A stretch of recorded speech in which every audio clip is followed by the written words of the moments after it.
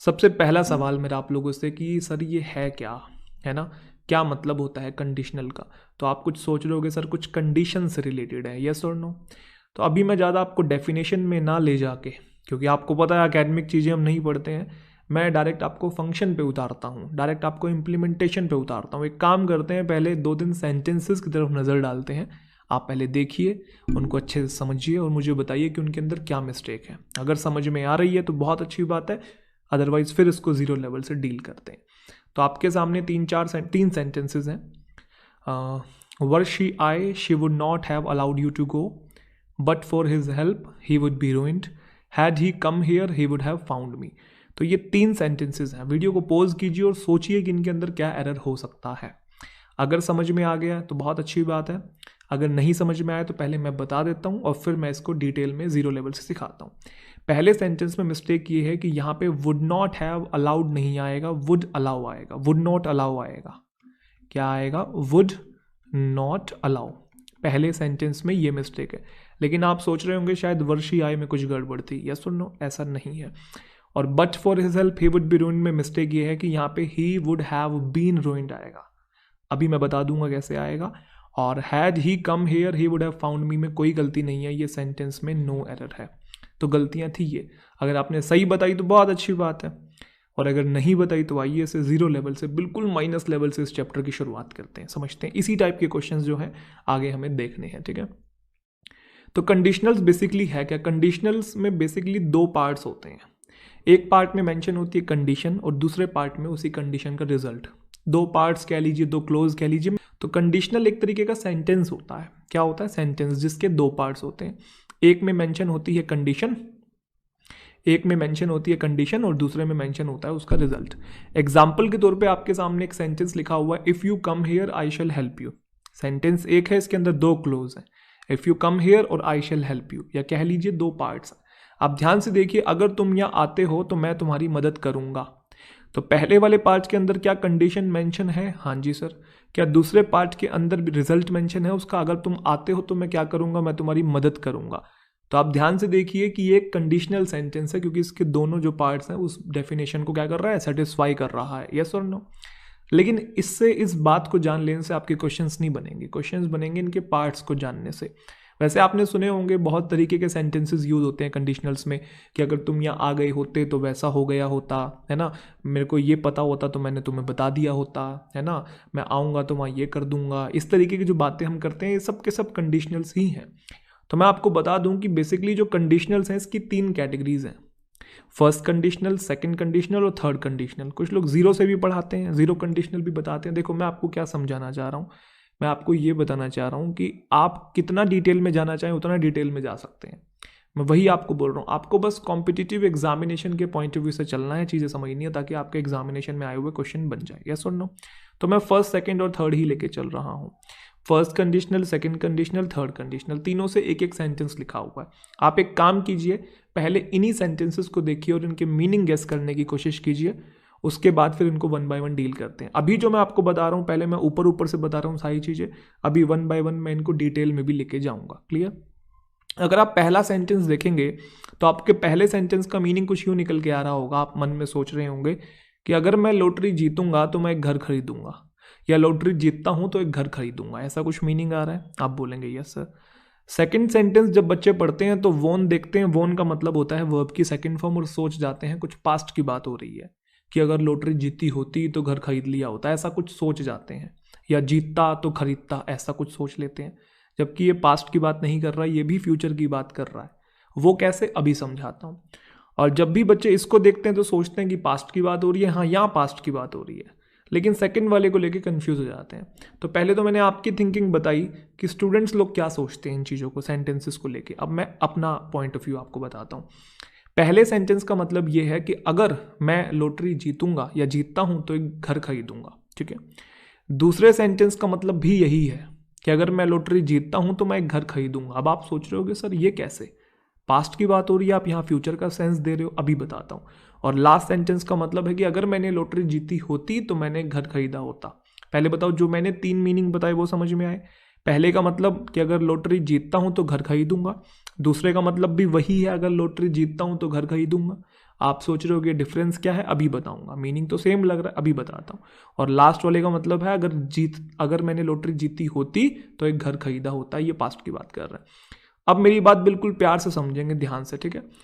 क्या आपको इफ के साथ विन मतलब सिंपल प्रेजेंट टेंस दिखाई दे रहा है वर्ब की फर्स्ट फॉर्म के साथ SEIS? आप बोलेंगे जी सर। तो ध्यान रखिएगा, जब भी कंडीशनल सेंटेंस में आपको इफ के साथ सिंपल प्रेजेंट टेंस दिखाई दे, कौन सा टेंस? सिंपल प्रेजेंट टेंस, तो समझ जाइएगा कि वो जो सिचुएशन है वो एक रियल सिचुएशन है। बताएंगे मुझे कौन सी सिचुएशन? रियल, या फिर आप उसे कह सकते हैं कि वो एक पॉसिबल सिचुएशन है, रियल और पॉसिबल सिचुएशन।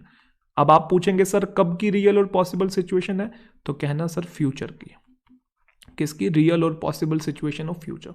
अभी सारी चीजें डिटेल में समझेंगे, जो मैंने डिफरेंस बताए वो भी समझ में आएंगे। जब कभी भी आपको कंडीशनल सेंटेंस में इफ के साथ वर्ब की सेकंड फॉर्म दिखाई दे, मतलब सिंपल पास्ट टेंस दिखाई दे, तो ध्यान रखना वो जो सिचुएशन है वो रियल नहीं है, वो अनरियल सिचुएशन है। बोलेंगे जरा कैसी? अनरियल, या फिर आप उसे कह सकते हैं इमेजिनरी सिचुएशन है। अनरियल और इमेजिनरी सिचुएशन। अब आप सोचेंगे सर ये कब की है? ये पास्ट की नहीं है, ये भी फ्यूचर की है। कंफ्यूज मत होना। हम लोग सोचते हैं कि वर्ब की सेकंड फॉर्म आई है तो पास्ट ही होगा, जरूरी नहीं है। वर्ब की सेकंड फॉर्म कंडीशनल सेंटेंस में फ्यूचर की अनरियल का सेंस देती है, और हमें ये बात पता नहीं होती। हिंदी से रटते हैं चीज़ों को और फिर कंफ्यूज हो जाते हैं। यस और नो? तो यही तो इस चैप्टर की खूबसूरती है, कन्फ्यूजन ही यही क्रिएट होती है बच्चों को। अच्छा, इफ के साथ क्या हैड प्लस थर्ड फॉर्म आपको दिखाई दे रहा है, मतलब पास्ट परफेक्ट टेंस दिखाई दे रहा है? आप कहेंगे जी सर। तो जब कभी भी इफ के साथ पास्ट परफेक्ट टेंस दिखाई दे कंडीशनल सेंटेंस में, तो कंडीशन तो ऑफ कोर्स पास्ट की है, और पास्ट की कैसी सिचुएशन होगी? अनरियल ही होगी। पास्ट की रियल तो हो नहीं सकती है, तो अनरियल और इमेजिनरी सिचुएशन होती है ये पास्ट की, ठीक है। STN का मतलब सिचुएशन है ऑफ पास्ट। तो मैंने आपको 3 चीजें बताई, बस ये 3 बातें आप ध्यान रखना, आपके सारे पॉइंट्स क्लियर हो जाएंगे, ठीक है। ये 3 बातें आपने ध्यान रखनी है। अगर फ्यूचर की आपको रियल और पॉसिबल सिचुएशन बतानी है तो प्रेजेंट टेंस लगाएंगे, फ्यूचर की अनरियल और इमेजिनरी को वर्ब की सेकंड फॉर्म लगाएंगे, और पास्ट की आपको अनरियल और इमेजिनरी सिचुएशन बतानी है तो हैड प्लस वर्ब की थर्ड फॉर्म लगाएंगे। अब मैं इन तीनों को थोड़ा और डिटेल में आपको समझाने की कोशिश करता हूं। समझाऊं? चलिए, पहले सेंटेंस को उठाओ आप, फर्स्ट सेंटेंस को। If I win the lottery I will buy a house का इसका मतलब ये है कि अगर मैं लॉटरी जीतता हूं तो घर खरीदूंगा। आप बोलेंगे हाँ जी सर, इसका मतलब ये है। अब इस बात को ना बड़े प्यार से समझना जो मैं समझाने जा रहा हूं, ठीक है। कि मान लो कि मेरे पास एक लॉटरी की टिकट है। क्या है? लॉटरी की टिकट। अगर मेरे पास एक लॉटरी की टिकट है तो क्या मेरा चांस है लॉटरी जीतने का? मैं सवाल आप लोगों से पूछ रहा हूं। अगर मेरे पास एक लॉटरी की टिकट है, क्योंकि लॉटरी की टिकट इंसान क्यों खरीदता है? इसी उम्मीद से खरीदता है ना कि शायद मैं जीत जाऊंगा। यस और नो? अब मैंने एक लॉटरी की टिकट खरीदी, मेरे पास एक लॉटरी की टिकट है, तो क्या मेरा चांस है जीतने का? हाँ जी सर, जीतने का चांस है। क्या मैं अगर जीत जाऊं तो क्या मैं घर भी खरीद सकता हूं? मेरे घर भी खरीदने का चांस है? हाँ जी सर, वो भी चांस है। और ये सब चांस क्यों है? क्योंकि मेरे पास एक लॉटरी की टिकट है, ठीक है।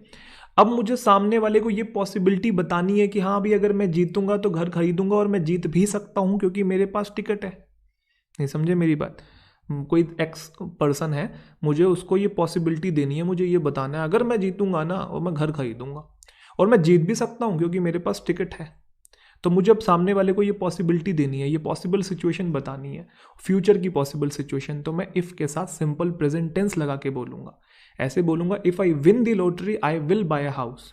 अगर मैं जीतता हूं तो घर खरीदूंगा। जैसे ही मैं बोलूंगा ना if I win the lottery, सामने वाला तुरंत समझ जाएगा, अच्छा इसने इफ के साथ विन लगाया है, मतलब सिंपल प्रेजेंट टेंस लगाया है। कहने का मतलब सिंपल प्रेजेंट टेंस तब आता है जब फ्यूचर की रियल और पॉसिबल सिचुएशन होती है। वो अपने आप समझ जाएगा। क्या? अगर नहीं समझ में है, वीडियो को दोबारा देखो और समझो। दूसरी सिचुएशन पे आओ, अभी और क्लियर होगा। दूसरी सिचुएशन पे आओ। If I won the lottery I would buy a house. इसका मतलब भी यही है, अगर मैं लॉटरी जीतता हूं तो मैं घर खरीदूंगा। ये भी फ्यूचर की बात कर रहा है, लेकिन ये रियल नहीं है, ये अनरियल है। अब इस सिचुएशन को आप लोग ऐसे समझो कि मेरे पास कोई लॉटरी की टिकट नहीं है। अगर मेरे पास कोई लॉटरी की टिकट नहीं है तो क्या मेरा चांस है लॉटरी जीतने का? नहीं।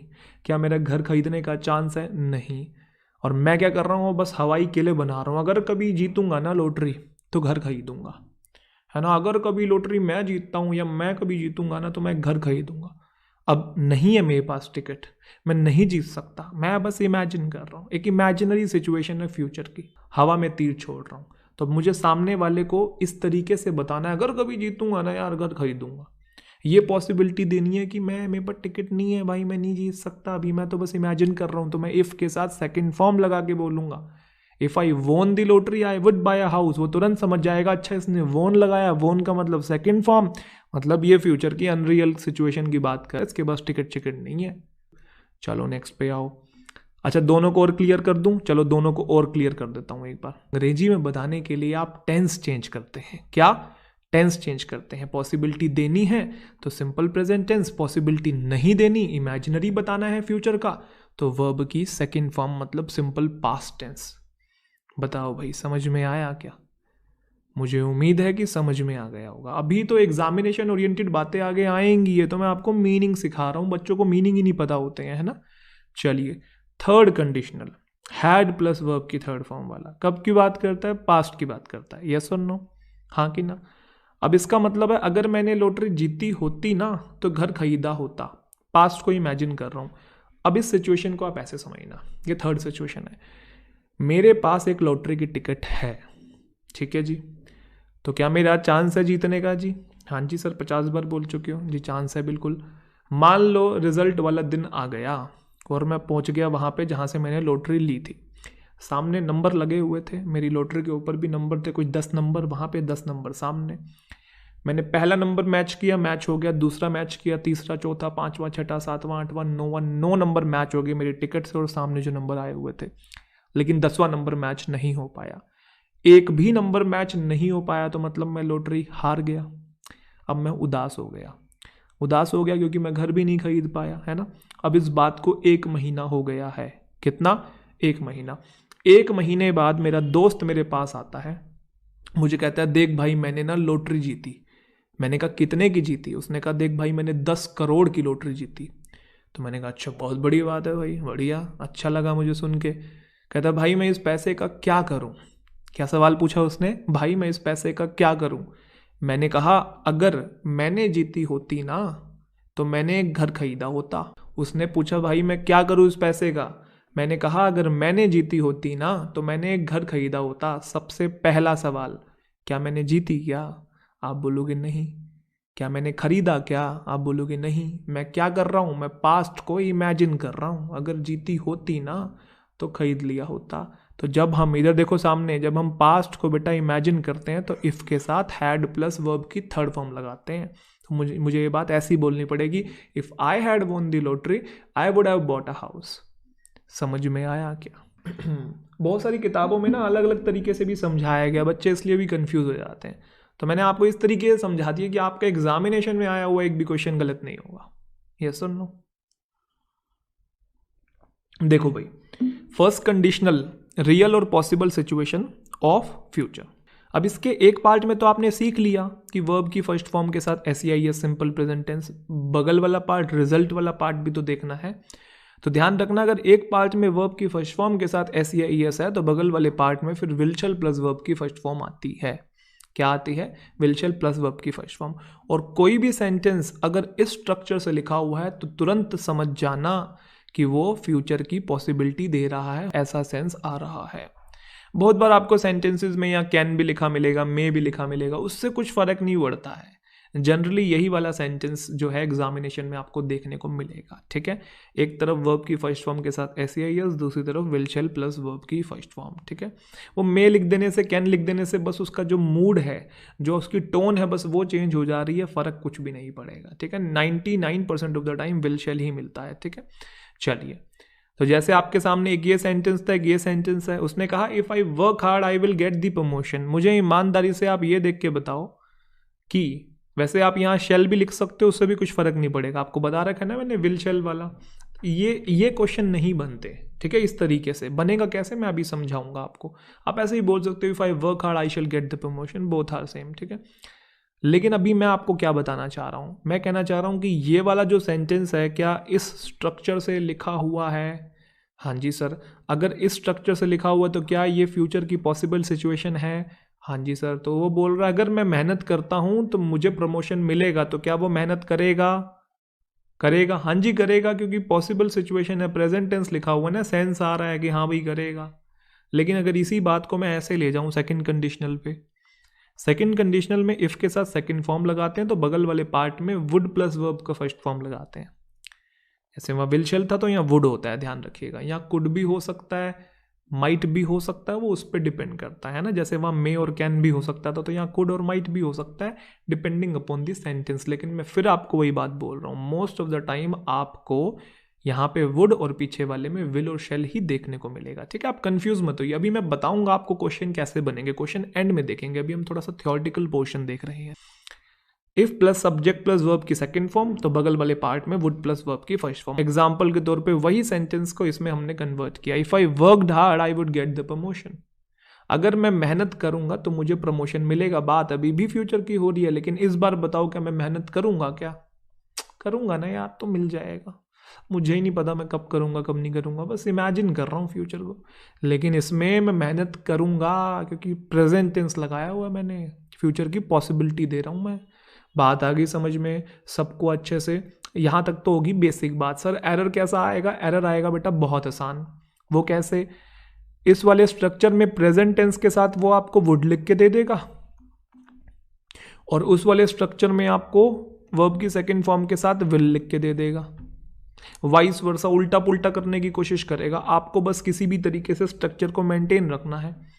और इसमें भी एक्सेप्शन होते हैं, वो भी इम्प्लीमेंटेशन के टाइम पे हम सीखेंगे। क्या इतनी बात सबको क्लियर है? मुझे ईमानदारी से बता दीजिए। अगर इतनी बात सबको क्लियर है तो हम फिर अगले पॉइंट की तरफ मूव ऑन करते हैं। तो अगर बात करें हम अगले पॉइंट की, तो अगला पॉइंट जो है हमारा सेकंड कंडीशनल का एक्सेप्शन है। सेकंड कंडीशनल अभी मैंने आपको बताया, बस इसको ध्यान रखना है, तभी एक्सेप्शन ध्यान रहेगा आपको। कि ऐसी सिचुएशन जो फ्यूचर की इमेजिनरी सिचुएशन की बात करें, फ्यूचर की अगर इमेजिनरी सिचुएशन की बात करनी होती है तो वर्ब की सेकंड फॉर्म यूज़ करते हैं। लेकिन हमारे पास जो एक्सेप्शन है वो क्या कहता है? वो ये कहता है कि जो सेकंड कंडीशनल है ना, ये प्रेजेंट की भी इमेजिनरी सिचुएशन बताता है। अब आप सोचोगे सर ये कैसे, दोनों एक दूसरे से डिफरेंट है? अभी समझाता हूँ। आप पहले समझ लीजिए कि सामने लिखा क्या हुआ, फिर सेंटेंसेस के थ्रू दोनों को समझेंगे हम लोग, है ना। आप समझिएगा, जब कभी भी आपके सामने इफ लिखा दिखाई दे, एज इफ लिखा, as though, I wish, we wish, if only, अगर ये सारे वर्ड्स आपको दिखाई देते हैं तो ध्यान रखिएगा। और अगर इनके बाद अगर ऐसी सिचुएशन है जो प्रेजेंट की अनरियल है, तो या तो हम सब्जेक्ट के साथ वर्ब की सेकंड फॉर्म का यूज़ करते हैं या फिर वर्ब का यूज़ करते हैं। दोबारा रिपीट करूँ मैंने क्या कहा? अगर इन सारे वर्ड्स के बाद प्रेजेंट की कोई अनरियल सिचुएशन है तो या तो हम सेकंड फॉर्म यूज़ करते हैं या वर्ब। सब्जेक्ट चाहे कैसा भी लिखा हो, सिंगुलर हो प्लूरल हो, अगर बी की फॉर्म है यहाँ पे तो आपने वर यूज़ करना है, चाहे सिंगुलर हो प्लूरल हो, क्योंकि अनरियल सिचुएशन के लिए हम लोग वर का यूज़ करते हैं या फिर सेकंड फॉर्म का। और मैं बता दूं वर भी एक तरीके की सेकंड फॉर्म ही है, क्योंकि आपको पता है ना, बी होती है फर्स्ट फॉर्म और सेकंड फॉर्म होती है वॉज या फिर वर, और थर्ड फॉर्म होती है बीन। ऐसे बोलते हैं ना, बी वॉज बीन, तो ये बी वॉज वर होती है सेकंड फॉर्म, ये भी एक तरीके की सेकंड फॉर्म ही है, तो कंफ्यूज नहीं होना। अब इनकी इंप्लीमेंटेशन देखते हैं, ऐसे समझ में नहीं आएगा। आपके सामने एक सेंटेंस है, he talks as if he knows everything about the world. इसका क्या मतलब है? आप बोलोगे वो ऐसे बात करता है जैसे कि वो दुनिया के बारे में सब जानता है। पहले मुझे बताओ, क्या इसके अंदर टर्म आपको एज इफ लिखा दिखाई दे रहा है? आपने कहा जी सर दिखाई दे रहा है। क्या एज इफ के बाद कोई ऐसी स्टेटमेंट है जो प्रेजेंट की अनरियल सिचुएशन हो? आप पढ़ो क्या लिखा हुआ है, कि वो ऐसे बात करता है जैसे कि वो दुनिया के बारे में सब जानता है। आप मुझे बताओ, जो ये स्टेटमेंट लिखी हुई है कि he knows everything about the world, क्या ये रियल है और ये अनरियल है? क्या ये रियल है या अनरियल है? तो आप बोलोगे कोई दुनिया के बारे में कैसे सब कुछ जान सकता है, ये तो अनरियल सिचुएशन है। तो पहली बात तो आपको पता लगी कि एज इफ के बाद अनरियल सिचुएशन है। दूसरी बात आपको पता लगी ये प्रेजेंट की अनरियल है, क्योंकि देखो आगे क्या लिखा हुआ, टॉक्स, वो ऐसे बात करता है, प्रेजेंट टेंस है ना, तो प्रेजेंट की अनरियल सिचुएशन है। वो ऐसे बात करता है जैसे दुनिया के बारे में सब जानता है, लेकिन वो नहीं जानता, अनरियल है। तो मैंने कहा था अगर इन सारे वर्ड्स के बाद as if, I wish, we wish, है ना, इफ ओनली, इनके बाद अगर अनरियल सिचुएशन है प्रेजेंट की, तो हम वर्ब की सेकंड फॉर्म का यूज करते हैं। तो यहाँ पे होना चाहिए he knew everything about the world. He talks as if he knew, क्योंकि वो नहीं जानता, अनरियल है। इसको देखो, उसने बोला if I am a bird I would fly. मैं हूं क्या? नहीं हूं ना, होता तो उड़ता ना। तो if I were a bird, समझ में बात आ रही है। और वर भी एक तरीके की सेकंड फॉर्म है। सेकंड फॉर्म आगे देखो वुड प्लस फर्स्ट फॉर्म आया हुआ है। बात समझ में आ रही है या नहीं आ रही है? एक और तो चलो मैं आपसे एक छोटा सवाल पूछना चाहता हूँ, क्या आई विश के बाद कोई ऐसी स्टेटमेंट है या ऐसी सिचुएशन है जो कि अनरियल हो? अब आप सेंटेंस पढ़ेंगे, आप देखेंगे कि इतनी गर्मी है, काश एसी कंपार्टमेंट में ट्रेवल करते। ठीक है, क्या वो एसी कंपार्टमेंट में ट्रेवल कर रहे हैं? नहीं, तभी तो बोल रहे हैं it is so hot air, तभी तो बोल रहे हैं कि यहाँ बहुत गर्मी है, काश करते, लेकिन कर तो नहीं रहे ना। तो वो क्या कर रहे हैं? आई विश के बाद अनरियल सिचुएशन का यूज़ कर रहे हैं। और आपको पता है प्रेजेंट की अनरियल है, क्योंकि it is so hot here, present में ही बात हो रही है। तो प्रेजेंट की अनरियल के लिए आपको पता है या तो वर आता है, बी की कोई फॉर्म हो, या फिर आपको पता है कि हम सेकंड फॉर्म का यूज़ करते हैं, ट्रैवल की जगह ट्रैवल्ड। बी की फॉर्म होती is, am, are, was, were होती तो हम वर यूज़ कर देते। तो it is so hot here, I wish we travelled in AC compartment, काश करते लेकिन कर नहीं रहे। जैसे मैंने कहा काश मैं राजा होता, आई wish I am a king, गलत हो गया ना, आई wish I were a king, क्योंकि अनरियल सिचुएशन है, आप राजा नहीं है। इमेजिन करें काश यार होता राजा, है ना। तो आई विश के बाद अनरियल सिचुएशन अगर प्रेजेंट की आ गई तो आपने वर यूज करना है या फिर सेकंड फॉर्म यूज करनी है।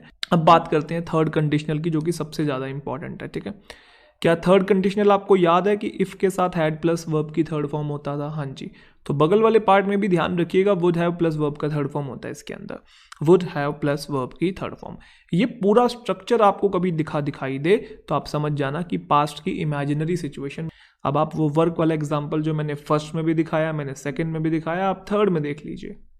एक में था if I work hard I will get the promotion, मतलब मेहनत करता हूँ तो मिलेगा प्रमोशन, पॉसिबिलिटी थी।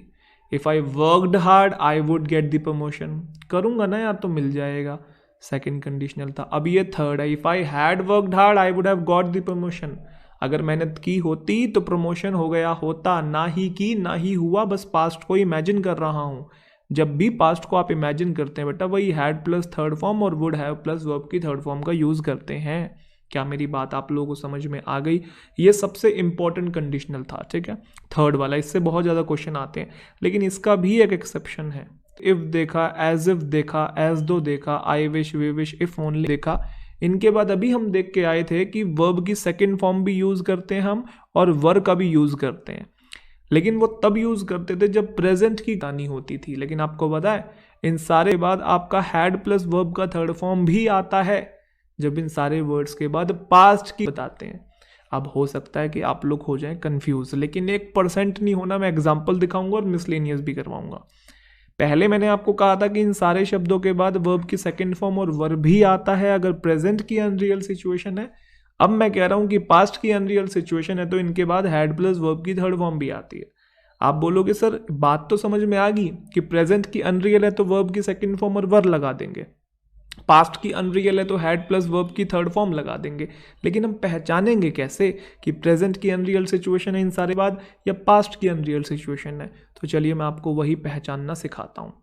आपके सामने एक सेंटेंस है, I wish you were present here when I got the prize. आप वीडियो को पॉज करो, आराम से सेंटेंस को देखो और समझो क्या इसका मतलब ये है, काश तुम यहाँ पे प्रेजेंट होते जब मुझे प्राइज मिला। When I got the prize बोला हुआ है, पास्ट की बात हो रही है, देखो यहाँ सेकंड फॉर्म है। काश तुम यहाँ प्रेजेंट होते जब मुझे प्राइज मिला। कब प्रेजेंट होते? जब मुझे प्राइज मिला, पास्ट की बात हो रही है ना, लेकिन तुम प्रेजेंट नहीं थे वहां पे, तभी तो बोल रहा काश तुम होते उस टाइम जब मुझे मिला। ये पास्ट की अनरियल सिचुएशन है।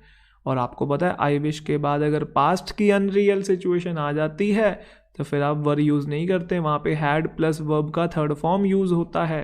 तो आपने पहले वर को काटा मारा, हैड लगाया, और वर की ही थर्ड फॉर्म क्या होती है? Be, was, were, been. तो यहाँ पे क्या आएगा?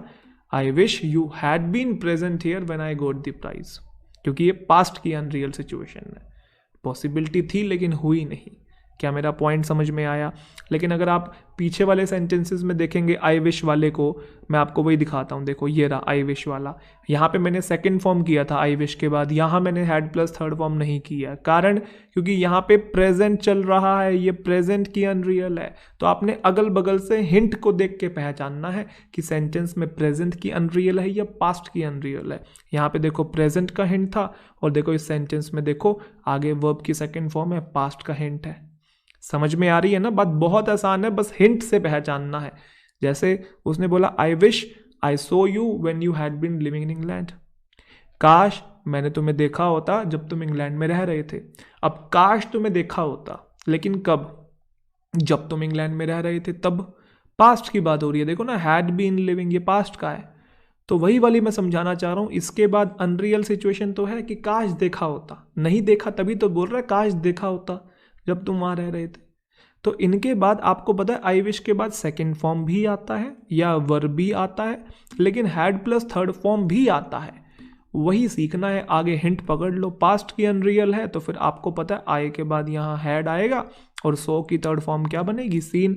I wish I had seen you when you had been living in England. क्या मेरी बात सबको समझ में आ गई बेटा? आप इसको देखो, I wish I stopped you when you had been living for Paris. काश मैंने तुम्हें रोका होता जब तुम पेरिस के लिए जा रहे थे। अब आप मुझे बताओ, इसके बाद मैं अनरियल सिचुएशन तो देख रहा हूँ, लेकिन कब की? आपने देखा पास्ट की। पास्ट की तो फिर खाली सेकंड फॉर्म नहीं आएगा, हैड भी आएगा। हैड प्लस थर्ड फॉर्म बोलेंगे, आई wish I had stopped you. लेकिन बच्चों को लगता है कि आई विश के बाद हमेशा सेकंड फॉर्म आता, रट लेते हैं।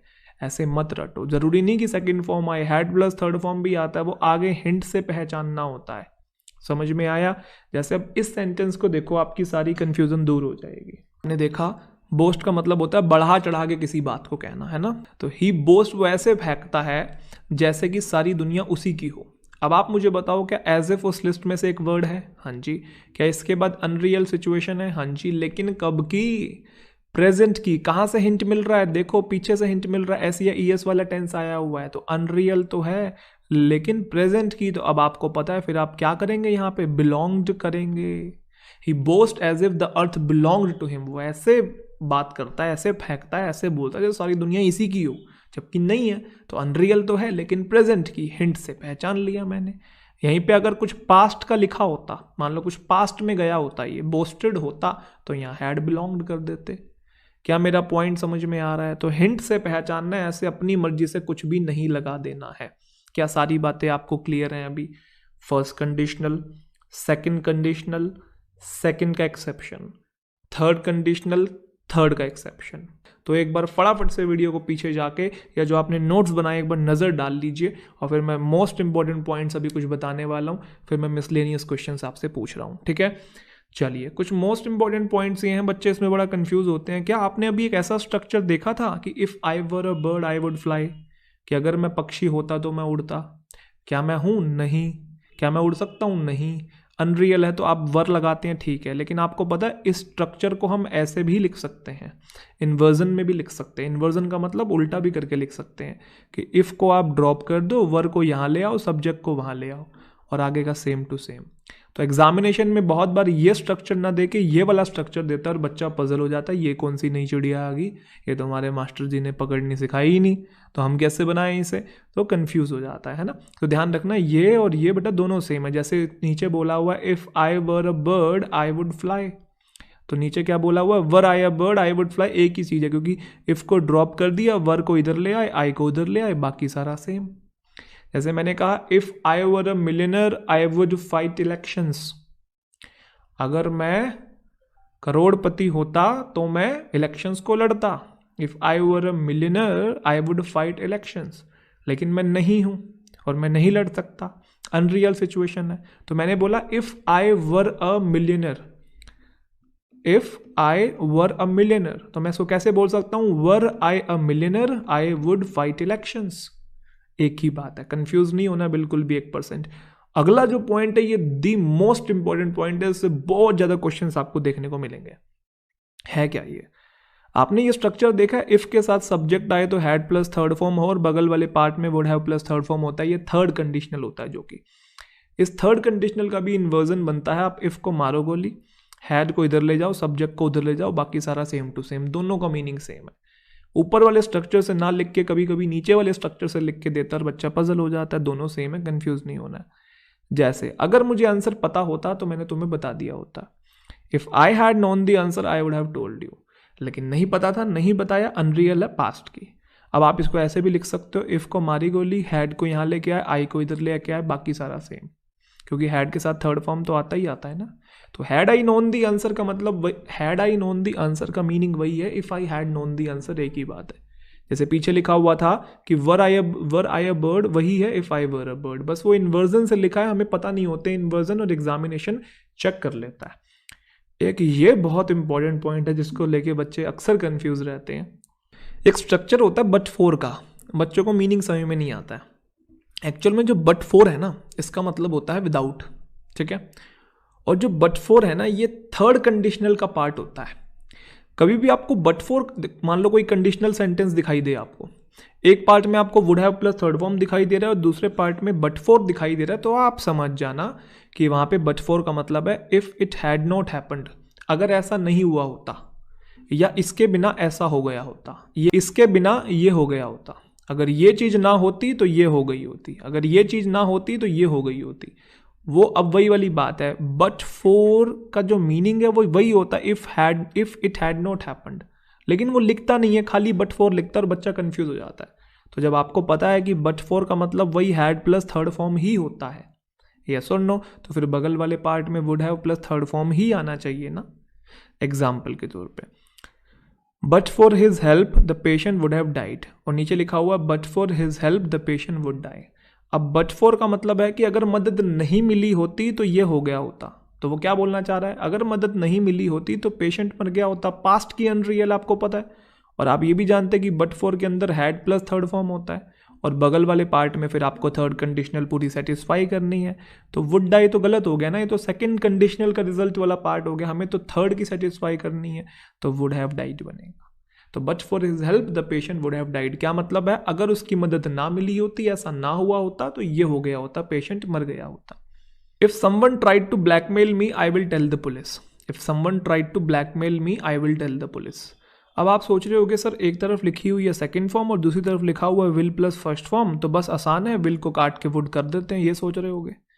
लेकिन ऐसा भी तो हो सकता है कि आपने दोनों तरफ सेकंड कंडीशनल को मेंटेन किया, आप ऐसा भी तो कर सकते थे कि यहाँ विल टेल लिखा रहने दे और यहाँ पे ट्राइड को ट्राइज कर दें, आप फर्स्ट कंडीशनल भी तो मेंटेन कर सकते थे।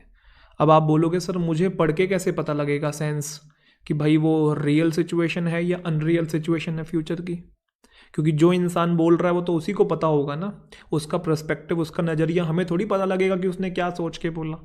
तो सर ऐसी सिचुएशन में क्या करेंगे, हम तो फंस गए।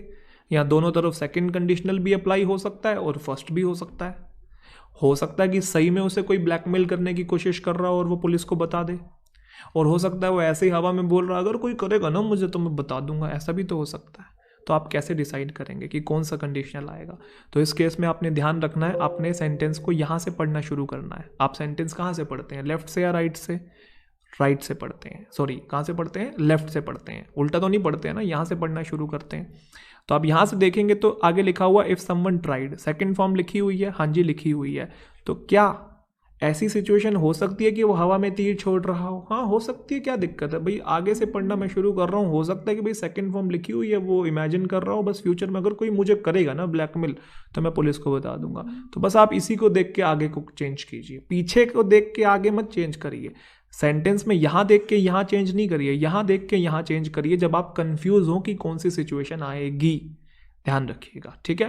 तो आपने सेकंड फॉर्म यहाँ पे देखा और आगे फिर आप क्या करेंगे, वुड करेंगे। मैं दोबारा बोल रहा हूँ, पीछे देख के यहाँ चेंज नहीं करेंगे, यहाँ देख के आगे चेंज करेंगे अगर कंफ्यूजन है तो, अगर दोनों सेम लग रही हैं तो, दोनों सिचुएशन की पॉसिबिलिटी है तो, ठीक है। चलिए, लेकिन ऐसे कंफ्यूज करने वाले क्वेश्चन एग्जामिनेशन में नहीं आते। ऐसे एग्जांपल के तौर पे ही, if he does not respond to my appeal I would dismiss him, अगर वो मेरी रिक्वेस्ट पर रिस्पॉन्ड नहीं करेगा ना तो मैं डिसमिस कर दूंगा। सेम सिचुएशन होगी, यहाँ पे अनरियल भी हो सकता है, रियल भी हो सकता है, क्योंकि एक तरफ डज नॉट रिस्पॉन्ड लिखा है, सिंपल प्रेजेंट टेंस है, तो इधर आप सोचेंगे वुड को काट के विल कर देता हूँ। लेकिन ऐसा भी तो हो सकता है भाई वुड डिसमिस लिखा रहने दे, यहाँ पे डज को डिड कर दे। तो मैं वही बोलना चाह रहा हूँ, जिस तरीके से उसने लिख के दिया उसी तरीके से डील करो। क्या इफ के साथ does not respond simple present tense आता है? आता है। तो हो सकता है उसने वही सिचुएशन सोच के दी हो, तो एक तरफ अगर डज नॉट है तो दूसरी तरफ आप वुड को काट के विल ही करेंगे। I wish I was born in 1857, बताओ भाई क्या बनेगा। तो आपने देखा आई विश और आगे काट के ना सीधा वर कर दिया होगा, जबकि ऐसा नहीं है दोस्त, आप वही तो समझ नहीं रहे हो। मैंने कहा आई विश एक ऐसा शब्द है जिसके बाद याद करो सेकंड फॉर्म और वर्ब भी आता है और हैड प्लस वर्ब की थर्ड फॉर्म भी आती है, हाँ कि ना? अरे आती है नहीं आती है? अब आप डिसाइड करो कि प्रेजेंट की अनरियल या पास्ट की। अगर प्रेजेंट की है तो ये आएगा, पास्ट की है तो ये आएगा। अब उसने बोला काश मैं पैदा हुआ होता, लेकिन कब? उसने कहा 1857 में, पास्ट की अनरियल है, काश उस समय पैदा हुआ होता। नहीं हुआ ना भाई, काश हुआ होता। तो आप क्या करेंगे, I wish I had been born in 1857। समझ में आ रही है या नहीं आ रही है बात? अब आप सोचेंगे सर वर कब आएगा? बच्चे जब प्रेजेंट की अनरियल सिचुएशन होगी। हैड बीन क्यों लगाया? क्योंकि हैड के साथ थर्ड फॉर्म चाहिए, इसी की थर्ड फॉर्म आएगी ना। अच्छा, अगर ऐसा लिखा होता आई wish I was born now, काश आज मैं पैदा हुआ होता। अब आज की बात हो रही है, अब आई विश के बाद आपको फिर वही वर्ब की सेकंड फॉर्म या वर का यूज करना है। I wish I was born now, समझ में आया? पास्ट की अनरियल है तो हैड प्लस थर्ड फॉर्म। अगर हिंट देख के आपको आइडेंटिफाई करना है, जैसा हिंट वैसा answer. But for his help he would be ruined, वही क्वेश्चन सबसे पहले जो मैंने दिखाया था। बट फॉर का मतलब वही होता, अगर मदद ना की होती तो बर्बाद हो गया होता, लेकिन मदद कर दी और बर्बाद नहीं हुआ। थर्ड कंडीशन, बट फॉर आते ही समझ जाना थर्ड कंडीशनल है। थर्ड है तो इस वाले पार्ट में तो अंडरस्टूड है, इस वाले पार्ट में वुड लगाया आपने, हैव लगाया, और बी की थर्ड फॉर्म क्या बनेगी, been, would have been ruined, बर्बाद हो गया होता। समझ में आया या नहीं आया? तो आप सोच रहे हो एकदम सर आसान है।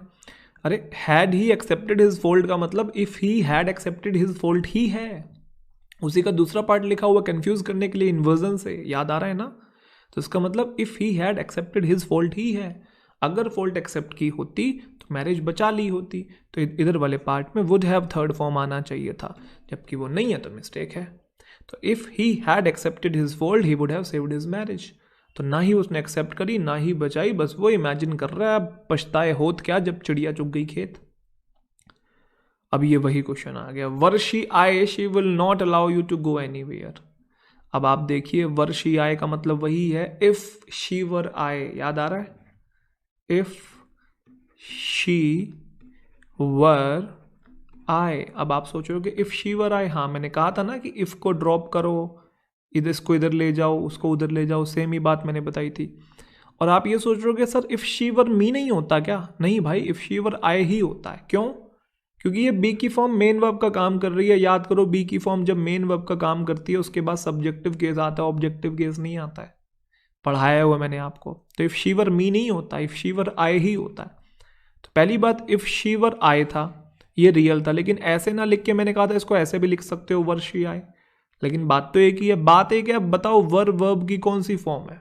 सेकंड फॉर्म है। तो सेकंड फॉर्म है तो इधर विल आना चाहिए, वुड आना चाहिए। सेकंड कंडीशनल में बेटा वुड आता है ना। She would not allow you to go anywhere. अगर मैं तुम हो, इफ शी वर आए, अगर वो मैं होती तो कभी अलाउ नहीं करती जाने का। पक्की बात 100%। इफ के साथ हैड प्लस थर्ड फॉर्म, तो बगल वाले पार्ट में would have plus third form, तो भाई वुड हैव और बीन आएगा।